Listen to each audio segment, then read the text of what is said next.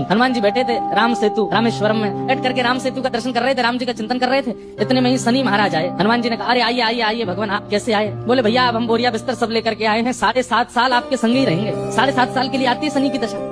हनुमान जी बोले बहुत बढ़िया, बहुत दिन हो गए अकेले रहते रहते, बढ़िया एक कंपनी मिल जाएगी, आ जाओ। तो शनि महाराज बोले आपके कौन से अंग में विराजू मैं? बोले आपको जो बढ़िया लगता हो वहां बैठ जाओ। बोले ऊपर आप हमारे इसलिए नहीं आ सकते क्योंकि हमारा सर्वांगीण अंग राम से अंकित है, राम के ऊपर हम बैठने नहीं देंगे, हमारे इष्ट है वो। तो शनि बोले हम कहाँ बैठे? बोले काम करो आप हमारी पूंछ पे बैठ जाओ, ये पूंछ खाली बैठी है, बढ़िया है, लहराते रहोगे पूरे दिन, बैठ जाओ। शनि की दशा हनुमान जी की पूंछ पे बैठ गई। हनुमान जी महाराज बोले मैं अपने नित्य क्रम कर सकता हूँ जो मैं रोज करता हूँ? बोले हाँ आप करिए। हनुमान जी का तो नियम था, राम सेतु का दर्शन करके फिर पूरी पृथ्वी की परिक्रमा करते थे। हनुमान जी गए महाराज पृथ्वी परिक्रमा करने, कभी पहाड़ों पे कूद जाएं, कभी समुद्र के भीतर चले जाएं, कभी आकाश में उड़ जाएं, कभी पाताल में चले जाएं, कभी आकाश में तीनों लोगों के दर्शन करके आ जाएं, साकेत प्रणाम करके कभी अयोध्या पहुंच जाएं, फिर एक संगी हिमालय पे पहुंच जाएं, वहां जाकर के फिर कभी किसी ऋषि को प्रणाम करने चले जाएं। हनुमान जी टिक टिक ना, जहां जहां कथा होती है, ये बात लिख लीजिएगा, पूरे विश्व में जहां भी कथा होती है हनुमान जी एक क्षण के लिए सही आते हैं, सब जगह आते हैं।